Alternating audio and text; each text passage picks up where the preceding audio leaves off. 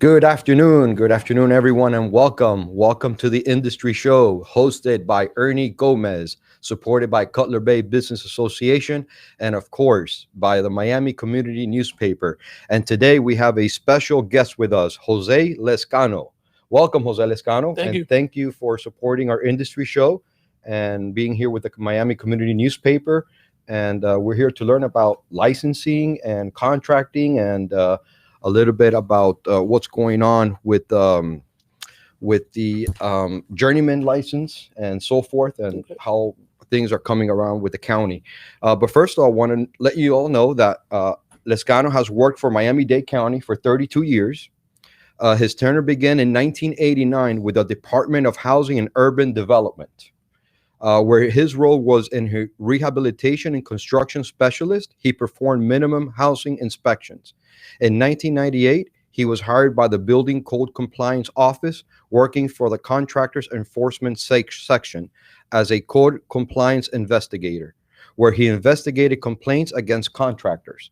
Lezcano today represents the Supervisor Contracting Licensing Section, Department of Regulatory and Economic Resources, and Board and Code Administration Division, correct? Correct. That is your current position now? Yes, sir. All righty. So tell us a little bit about how you started in this and why you started back then in 1989. And I see you have a vast career of 32 years. So tell us a little bit about that. What made you get started in this business? Well, in 1989, I've always been interested in the construction business. I had my own contractor's license back in '89, but I had an opportunity to join the county. They had good benefits, and also wanted to participate in the construction industry for the county. So in 1999, I joined the Housing and Urban Development, doing inspections for the public housing units. And then I had an opportunity in 1998 to go into the contractor enforcement field. It was a promotion primarily, but I got very interested in that field, helping out people who may have been fraudulently hurt by unlicensed contractors. So I started there in 1998, and so I've been in the business of licensing and enforcement since 1998, about 20 years. And my current position now with Contractors Licensing Section since 2014. I oversee the program for licensing in Miami-Dade County. Right. As far as county level goes. That's correct. Right. Because my understanding is there is a state license.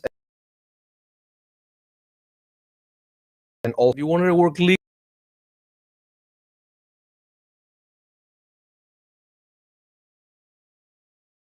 for any profession, as far as plumbing, electrical, HVAC, yes, all licenses requirements in the construction industry, including plumbing, HVAC, mechanical, electrical, roofing, all those construction industry categories are required licensing. That's what includes. Perfect. Our program. And I understand you're working mainly with journeymen, correct? In that division of trying to get journeymen to obtain their license. Well, we've had a lot of increase in journeymen, but that's one of the categories of licensing that we offer.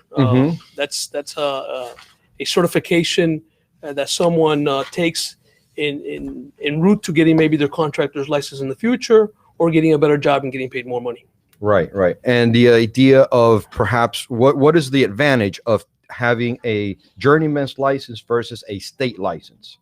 I understand you get to work with a better local government, and perhaps you end up with more contracts. How does that work?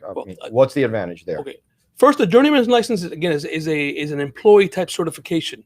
As far as having a local contractor's license instead of a state license, one of the benefits is that there's government opportunities for contracting, and that you may locally, correct. And you may have opportunities where they hire local businesses, small businesses, minority businesses. So having a local license could be beneficial in getting government contracts that might be available through the county and other municipalities. Right. So just to make it clear, and I was not clear on that, being so many years in the industry, you kind of clarified this to me earlier today. So I understand there are certain qualifications to get a state license, requirements, correct? Correct. And there's also requirements to be able to obtain a journeyman's license as well. And so what do? They go through a local union school to be able to get trained, and then they have the right tools to then qualify to become a journeyman. and talk to me a little bit about what qualifications they need to become a journeyman. Correct. Most of the applicants are working for the union. You don't have to be working for a union, but most of the time they are. The qualifications are basically you need 3 years of experience. Of the 3 years experience, 50% of the experience could be education. They come to our office, provide documentation that they've been working for a licensed contractor, and that's very important. A lot of times we find applicants that without their knowledge, they were working for someone who was not licensed, and so they've wasted all that experience when they're coming to apply. So it's very important. Right. So just to reiterate on that, basically, in order to qualify for a state or local license, you need to have some type of experience. Correct. So state requires minimum of 3 years working for a contractor with a license. Now you have to make sure that that contractor is licensed. Yeah. And that you have the proper CAC number or that, certification number, and that you do get your paycheck stubs, I understand, and records. Correct. So that when we go and apply either to the state or the county, which you do those reviews, correct, on those applications. Correct. It is very important that they're working for licensed companies, and they're working legally in the sense that they're getting W-2s, they're getting paid a salary, because part of the documentation that they need to prove to the licensing board, and that's the board that reviews these applications. And that's your staff. That's our staff who prepares these applications, reviews these applications, and prepares them for that licensing board. It's a construction trades qualifying board. They'll review the applications, and the documents that they're looking for, especially for journeymen, is the W-2s, the letters of experience. Very important. Unfortunately, sometimes you have folks that are out there working, and they're trying to make a living. They're not aware that the company they're working for might not be licensed.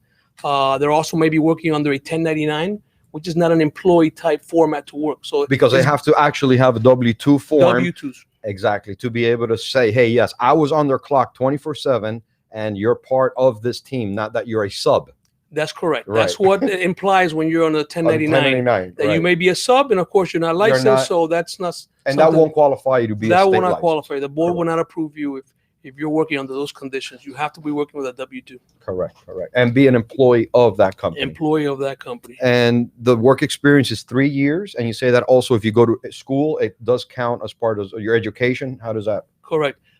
3 years is the experience. The law, the code and the law allows for those 3 years to be half of it education. So if somebody provides a experience, 50% of it with education certificates. Like if they go to a vocational program. Correct. Or a tech school.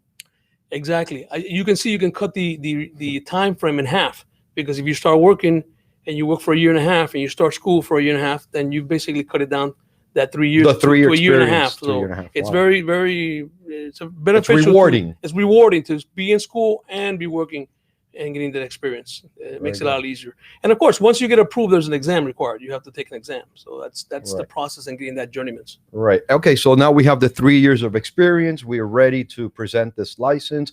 How long does the process take once you receive that application? Well, the construction trades qualifying board meets once a month. Okay, so they're the ones that approve. Staff does not approve or deny applications. So depending on when you apply, it can take anywhere from 15 to 30 days. Again, they meet every month, and once the board approves you, we'll provide the applicant information so they can go ahead and contact our school or company that does the exams and take the exam. Yeah.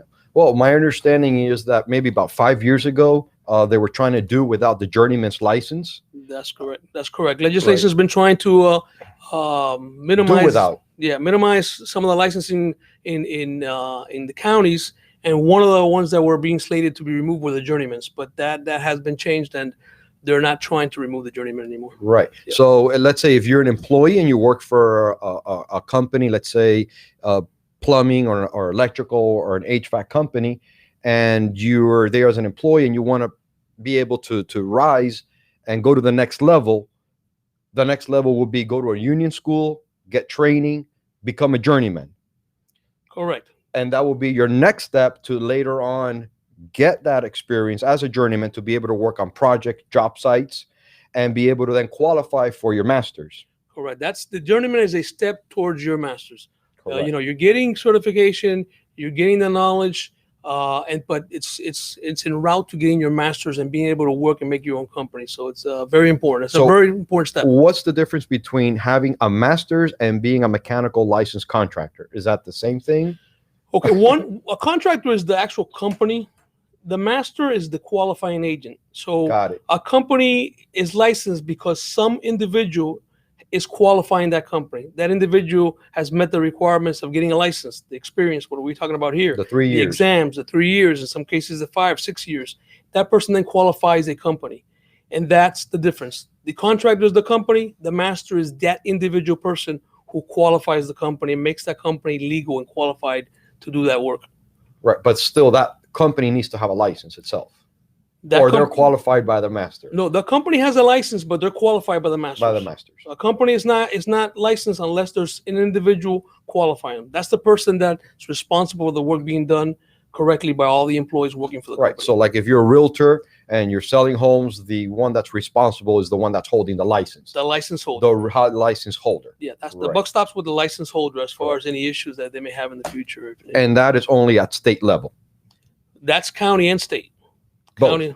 County and state. Contractors can have a county and state license. Correct. Again, you can have to work legally. A company has to have a county license or a state license.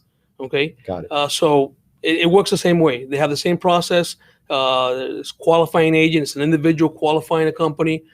They both applications go through boards. The state board has a board as well that reviews applications and approves people to qualify companies. So it's the same, similar, only that the state of Florida obviously covers the whole state. You get a license with the state, it covers the whole state of Florida. When you get a license from the county, you're limited to just this county, Miami-Dade County. Miami-Dade County. And does Broward have the same department as you have? Correct. So if there's a journeyman that wants to go and work in Broward County, he would have to then go apply there and be able to get qualified through their board and be able then to do work. Correct. Pretty much, Broward has the similar procedure that we do, a process, and most counties in the state of Florida have the same process. With the journeyman, when you have a journeyman in one county, the law allows you to have a journeyman in any other county without having to take further exam. So if you had a journeyman in our county, you would go to Broward. You can reciprocate, what's called reciprocation. You can go to another county, show your credentials that you've passed an exam in Miami-Dade County, and you can get your journeyman from whatever county you're applying for. So it's one way to get a journeyman throughout all the rest of the county. Just go into one county and get your exam there. Got it. And just to clarify, so then you could become a contractor for the local county going through your division.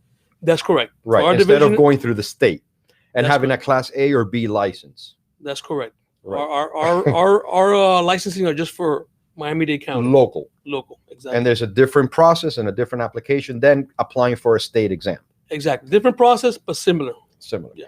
And for those that want to work in Monroe County, let's say in the Florida Keys, if you're a journeyman, can you work in the Florida Keys as well? Yes, but again, you have to go to Monroe County and show them that you have a journeyman and get the process to get their journeyman.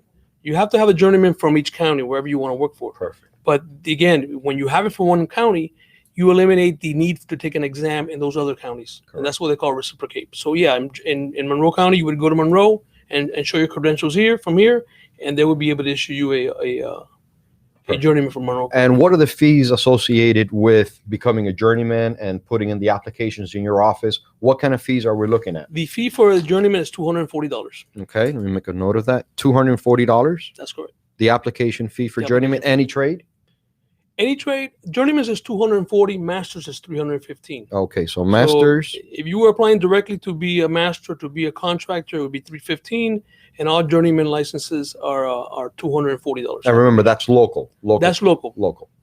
Exactly. Okay, so I think the fees are a little less as well than maybe state. I don't know. We have to. They're around there. I mean, some will say that we may be a little bit more expensive, honestly. Oh, yes? Yeah. Well, but you get contracts from the county. Exactly. Yeah, that is the advantage. That is the advantage. That right. There's a lot of programs through Miami-Dade County that they hire local businesses, small businesses. Right. So that's the benefit of getting a local license as well. And we do need a lot of local industry here in Miami-Dade County because, as you can see, our buildings are rising every day. And if we don't worry about this industry and help people become journeymen, and educate them. This is what this is about, educating and putting out information of where they can go, how does it cost, what are the advantages, disadvantages, and this may bring a light to someone that's undecided where they may take their future. And that's where we're here. We're advocating for that. And we're advocating, for industry to be supported in HVAC, plumbing, electrical, and that's our main goal. What is the time frame for someone to become a journeyman? Let's say they start school. What does it take? 2 years, 3 years?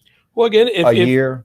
The years of experience is 3 years. So if they don't do any education, they have minimum 3 years experience. Right. But again, if they start education and the experience at the same time, they cut that by half by doing a year of experience and a year and a half of education. So someone can start working today, and in a year and a half can go ahead and apply for the journeyman if they're doing education simultaneously while they're working. And this question takes me to the next question. What is the paying rate for a journeyman? Let's say, what is the hourly rate for a journeyman? Let's say, versus if I want to go work for someone, I show up, I go to school, I learned a trade, I have my toolbox ready to do service and work, and I may get paid $12 to $14 an hour, right? On a contractor's, air conditioning to start up as a helper.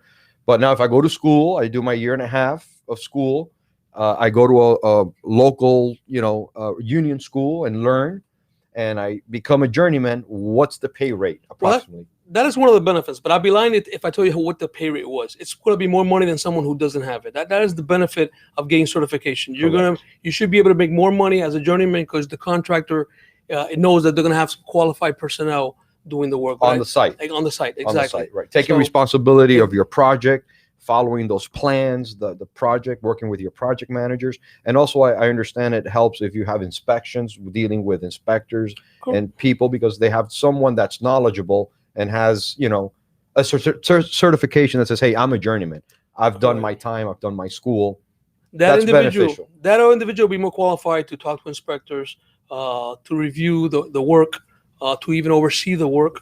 In the past, there was even a requirement of having a certain amount of journeymans at the job site. So, correct. I remember those times. Yeah, correct. So, having the journeyman, you're definitely going to be better prepared to provide more services to the contractor, and you're going to make more money.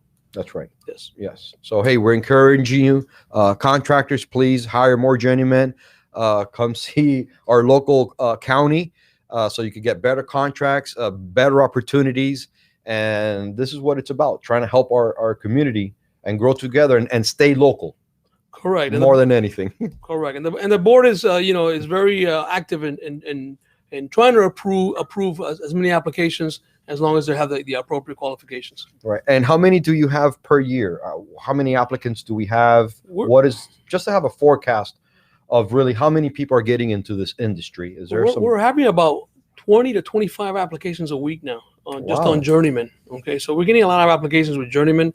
The pandemic has hurt a little bit as far as the industry has hurt everyone, but the application is still coming in. A lot of people are still applying for licensing, and so they feel there's a benefit, obviously, in getting qualified, getting certified, and be able to move up as far as in the industry. Right. And I got a very good question for you. And of course, you know that in this program, we're also empowering women and joining our field in our construction business. So tell me a little bit about that. Have you had any women apply for, with your 32 years of experience, what experience have you had with women applying to become a journeyman? Well, in the different trades, right? That they could be journeyman in plumbing, electrical, HVAC, correct? Correct. Unfortunately, we haven't had that many, but we've had five, I would say, 5 or 10 in the last few years of journeyman. Now we do have a lot of women applying for contractor's license in the building industries and so forth, in the building specialty industries. Right. But journeyman, we hadn't had enough. We've had probably 5 to 10 applicants in the last couple of years. So in the last couple of years. And with your experience before that, did you have applicants like women applying, or? I think again, those applicants has been lately. Lately. We haven't had that many in the last few years. It's been 5 or 10. Okay. Well, we want to increase those numbers because, hey, we need more people to be encouraged. And of course, women are welcome to join our industry and learn about our construction, learn about the trades, because they have different views, they have ideas, and we like to know about those ideas and share them with us. Definitely. Very, very important. We get everybody that is qualified, interested in the industry, that'll help basically the community Right. in the industry itself. So it's very And important. also, if you're a woman, you can also go into one of these programs and to the union school as well. Everything is available to them, and they could register. They could start this program. They could start the process, and within 3 years, they could be a journeyman and making top dollars, and later on become a master's. Correct. It's very important. And again, there's also contract opportunities with the county for minorities and female-based businesses as This well. is correct, because when you're female and it's a women-based business, or you get Correct. opportunities as Yes. far as the minorities and so forth. So you have There's contracts available for that as well. Yes. Special, correct, contract and Correct. special. Yes. Yeah, perfect.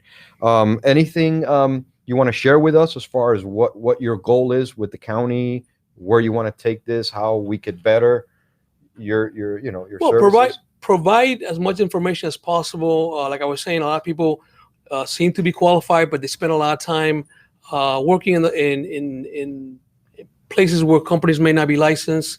We want to promote the licensing. It's very important to make sure that the people that are working in our communities are qualified, and the county through our program and through the board, checks on contractors, make sure that they're qualified and meet minimum qualifications, that they take exam and pass exams. So it's basically promoting licensing.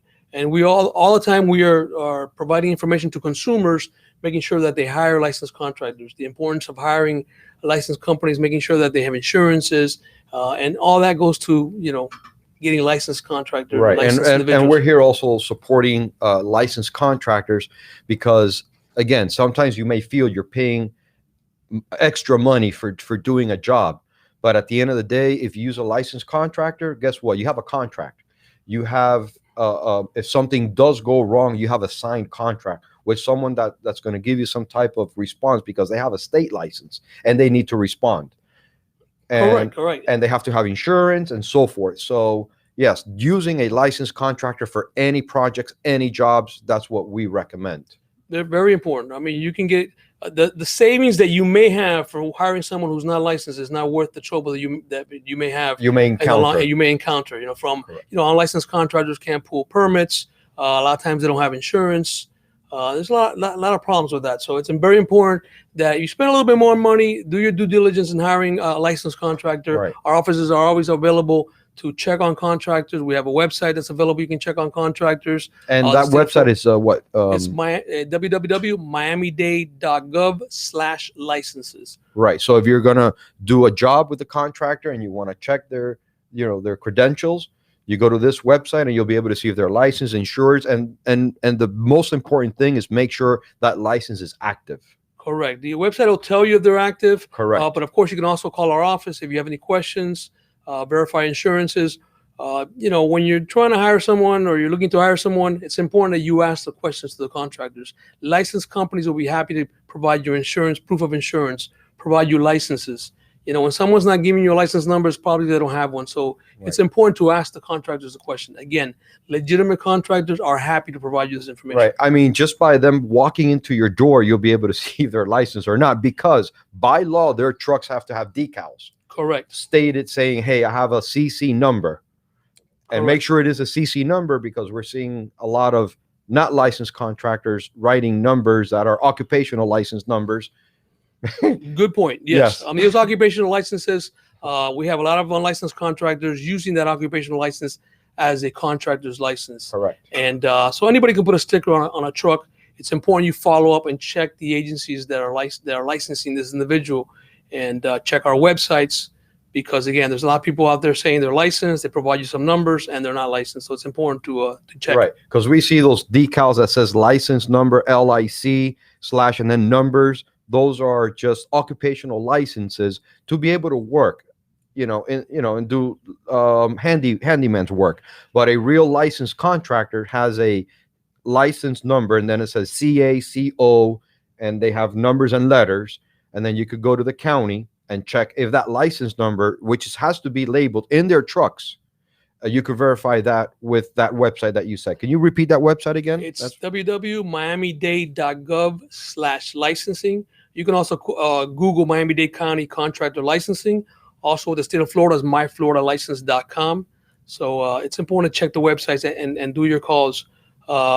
Normally the occupational license, that local business tax, is just numbers with a dash and a number. Yes. You'll find that the contractor's license for the state usually start with 3 letters. So a CAC and the number, CGC and a number. With our local licensing, normally you have a year that they issued the license with. Let's say for mechanical, it would be 21M. They got the license in 2021.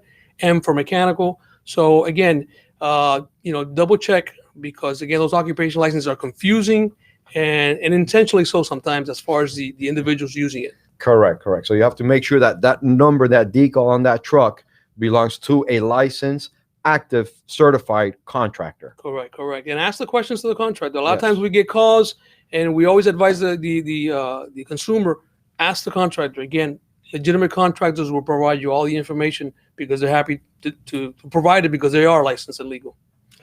Jose, I can't express myself of what information you have given us, valuable information, because you're bringing consumer awareness. You're letting contractors know, hey, we got journeymans available to help your business and increase, your profit at the end of the day, because you're getting more qualified individuals to work for you, represent you and your company. And you guys in the county level like working with licensed and journeymen and people that know what they're doing, because we're like B2B, business to business. Of course, we support the licensing industry, obviously. Correct. Jose, is there a phone number we could reach you or your office in case we do have any questions about the licensing? Yes, and, about the journeymans. Correct. All type of licensing in the county and journeyman, you can call the 786-315-2880. That's the contractor licensing section for Miami-Dade County.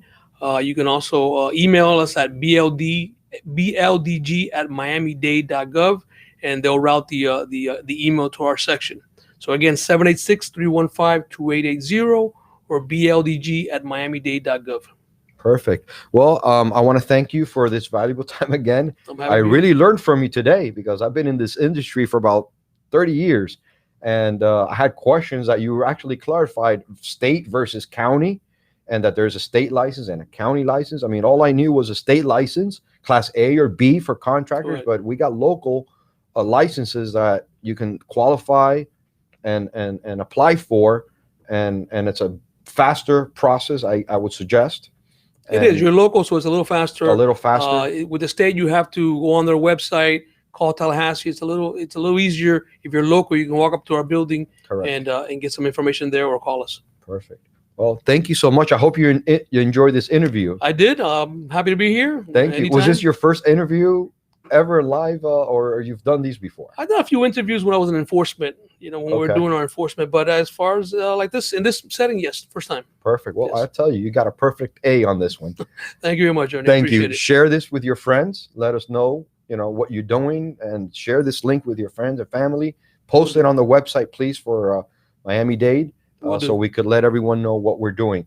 Okay. Thank you so much. Thank you. I want to thank all our listeners. I want to thank the Miami Community Newspaper, Michael Miller, Mr. Grant, for this opportunity. Of course, behind the scenes, I want to thank our cameraman and Andrea, which is behind the scenes over there, for having us here, and looking forward to our next show.